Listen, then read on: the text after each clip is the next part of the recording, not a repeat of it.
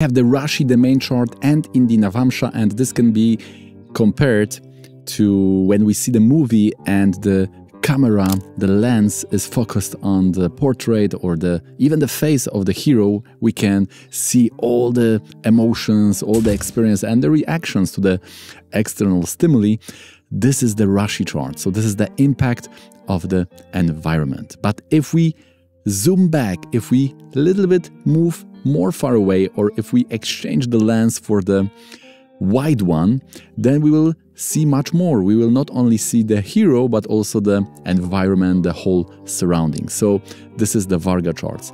In the Varga, we may detect all those causes of the reaction which are visible in the Rashi or in the face in this allegory. So now the question would be, are there no single events in the Rashi chart? Is everything there psychologized, or is it all the karma, some unified experience? So we could say that the closest concept to single manifestation, like single relationship, which could be differentiated from one relationship from the other, are functioning of the level of the Arudha. So you need to really master the Arudha to be able to differentiate one from the other, except of course the Vargas, because in the Vargas we can be able to differentiate between the children, between the parents, between all the different manifestations which are causing the emotions and all the impact in the Rashi chart. So the system where we can count the order of relationship exists only in Jyotisha, which is the Vedic astrology.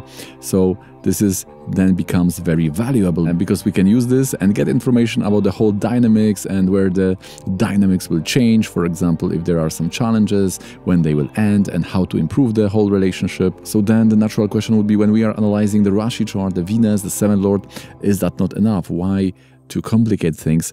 And as said, this is showing more the either we could say psychological patterns or some karma effect, but to get information about the specific relationship, we can start with the upapada, but then we are getting the whole gamut of information when we are going to the divisional chart. And for relationship, this will be the Navamsha. And then when we combine this psychology or this karma patterns, then we have very holistic and quite broad spectrum of what's going on in the life. We can also bring the connection between these two worlds. For example, we can see how the one relationship is activating the patterns. For example, when this specific relationship is activating the good parts of the relationship karma, or this relationship will activate some problem. So there are some traps, there are some problems. And for example, you can also heal from the traumas. So which partner will give you guidance, which partner will bring you the love, which partner will help you to heal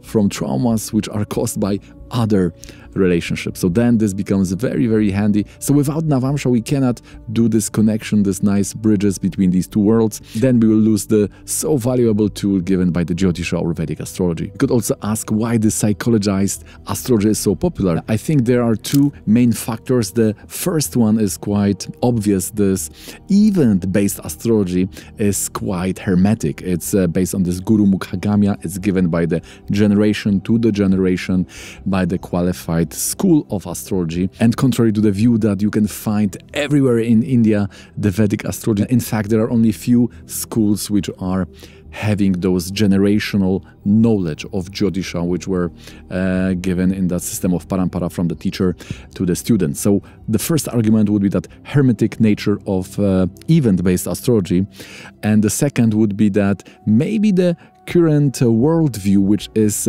giving us so much freedom, because we could agree that there is some map of our strength and weaknesses.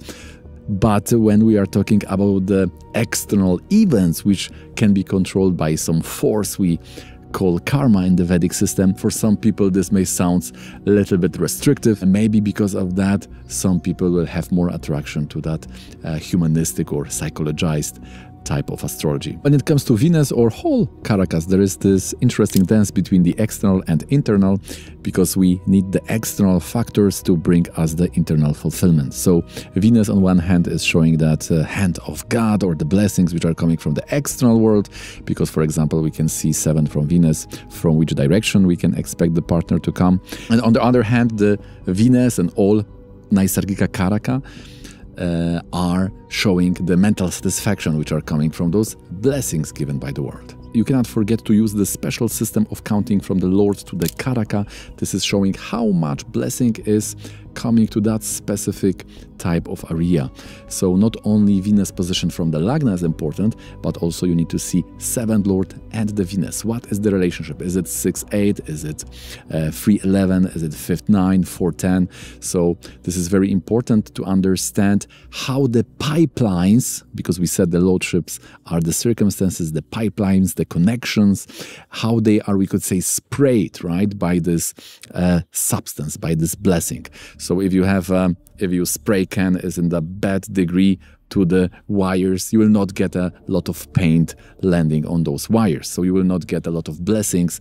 The relationship could be more formal. It will not have that internal satisfaction which the mind wants. Now the nodes Rahu and Ketu, they are showing the borders, and borders, this demarcation lines caused by nodes is giving us also information about the number. If we have those border, we can then count the item which are within that border. So similarly, if you have, for example, Rahu Ketu on the axis of 2nd and 8, we can say that you will have maximum 3 relationships, because 2nd is the limit and you can have 1 more. And 2nd house is showing the 2nd relationship. If you have Rahu Ketu in the Navamsha, in the 1-7, then we can say that it could be 1 or 2 relationship in the life, because the 7th house is showing the first marriage, and there is this border. You cannot jump over the fence. In this analysis, the important houses would be 10th from the 7th house. This will show the profession for the first spouse, and you can see 10th houses from each other consecutive relationship. 2nd house from the relationship house in the Navamsha will show the sustenance or divorce, and the 12th will show some health issues or the death.